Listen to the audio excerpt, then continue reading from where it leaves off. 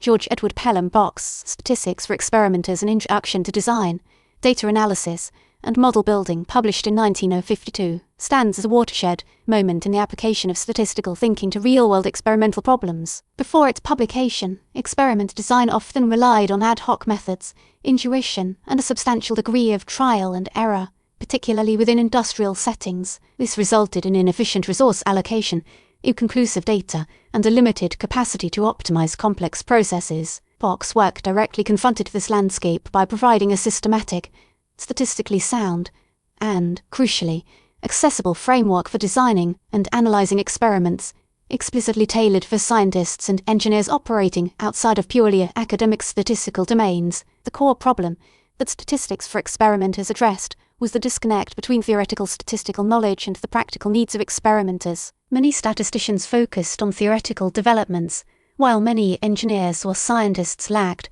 the formal training necessary to apply these advanced techniques effectively. The prevailing methods frequently led to a failure to isolate key factors, understand interaction effects, and ultimately to draw reliable conclusions from experimental data. The book sought to bridge this divide, offering tools and methodologies that are readily implemented and understood by practitioners with varying levels of statistical expertise. Bock's initial solution was to champion factorial designs. These designs allow for the simultaneous investigation of multiple factors at different levels, enabling experimenters to assess not only the individual effects of each factor but also their interactions. Factorial experiments, particularly the 2 to the power of k factorial designs, where k is the number of factors, became a central element of his approach. The 2 to the power of k factorial designs are efficient for screening experiments, identifying the most important factors affecting a process or product. For example, a chemist might use a 2 to the power of 3 factorial design to study the effects of temperature, pressure, and catalyst concentration on a reaction yield,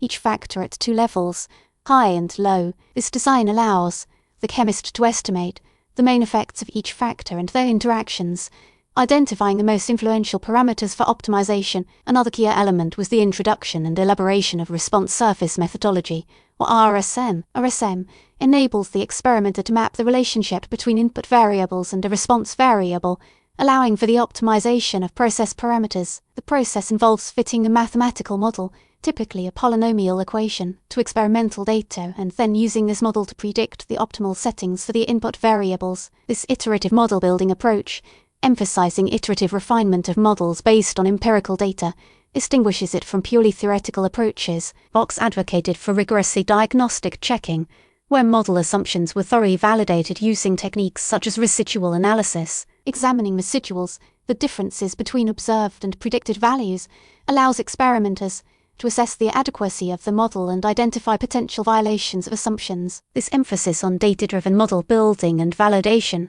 was an innovation at the time, challenging the prevailing reliance on purely theoretical models. Bock's work was profoundly influenced by Ronald Aylmer Fisher's pioneering work on experimental design, particularly the design of experiments. Fisher emphasized the importance of randomization, replication, and blocking to minimize bias and increase the precision of experimental results. Randomization ensures that treatment assignments are unbiased, replication allows for the estimation of experimental error, and blocking reduces the impact of nuisance factors. The influence of Fisher's approaches on Bock's is evident in his discussions of factorial designs and hypothesis testing, with a shift in focus from agricultural experiments, Fisher's primary domain, to industrial applications. The influence of statistics for experimenters extends to modern industrial experimentation, process optimization, and quality control. The methodologies presented in the book laid the groundwork for Six Sigma, a data-driven methodology for process improvement that emphasizes reducing variation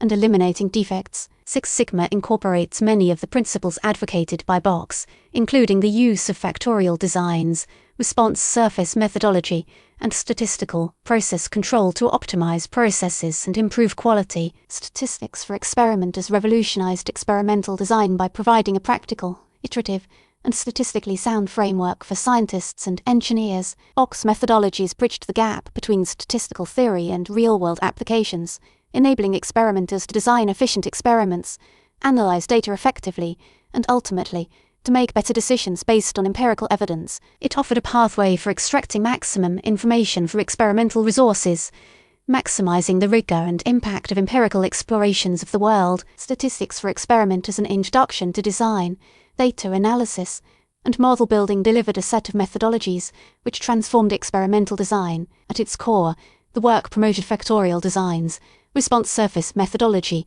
and an iterative model building approach. These were not simply abstract statistical concepts, they provided a blueprint for scientists and engineers seeking efficient, effective experimental strategies. Factorial designs received particular attention within the book. Box championed the use of designs, such as the 2 to the k factorial designs, to screen a large number of factors efficiently. Such designs enable experimenters to estimate the main effects and interactions of multiple factors with a minimal number of experimental runs. An example within the text demonstrates how a chemical engineer might utilize a 2 to the 3 factorial design to investigate the effects of temperature, pressure, and catalyst concentration on a chemical reaction yield. By analyzing the results of this experiment, the engineer could identify which factors had the greatest influence on the yield and which interactions between factors were significant. The text also meticulously detailed response surface methodology, enabling experimenters to optimize process parameters. The methodology involves fitting a mathematical model to the experimental data, typically a second-order polynomial,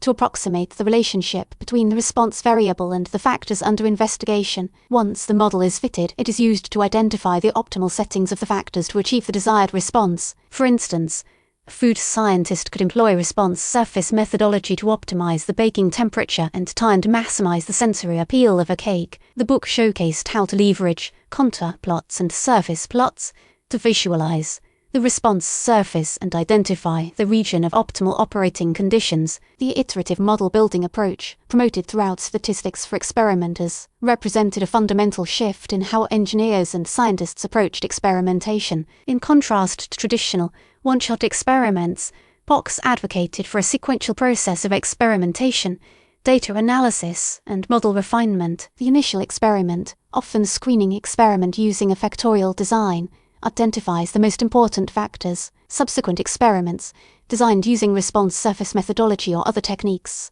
then focus on optimizing these factors. Residual analysis represents a crucial aspect of this iterative process. Box emphasized the roles of residual analysis and diagnostic checking in validating model assumptions. By examining the residuals, which are the differences between the observed and predicted values, experimenters could detect violations of assumptions such as non-normality or heteroscedasticity. Box presented claims regarding the efficiency and effectiveness of these methods. These claims were validated through practical applications across diverse fields. He highlighted examples from chemical engineering, agriculture, and manufacturing, demonstrating how the methodologies could lead to significant improvements in product quality, process efficiency, and cost reduction. Case studies revealed how experimenters used factorial designs to identify critical process parameters, response surface methodology to optimize operating conditions, and iterative model building to refine processes continuously. The book exerted considerable influence on subsequent developments in experimental design and statistical process control. Its influence extends to the development of Six Sigma and other quality improvement methodologies. Six Sigma directly incorporates many of the principles espoused by Box. This includes the use of factorial designs,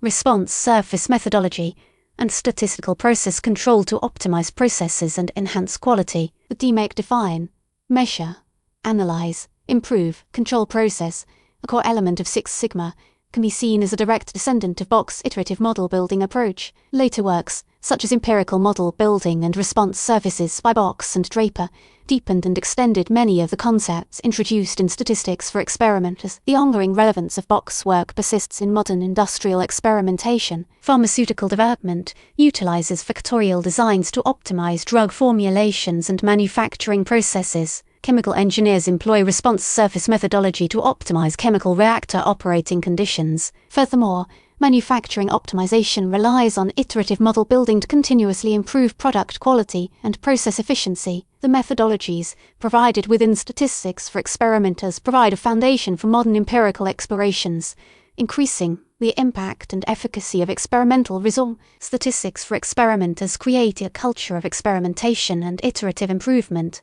Box promoted the notion that experimentation is an integral part of the scientific and engineering process, as opposed to a tool used only when all else fails. The book instilled in statisticians and engineers an insatiable curiosity, a drive to explore and understand the world.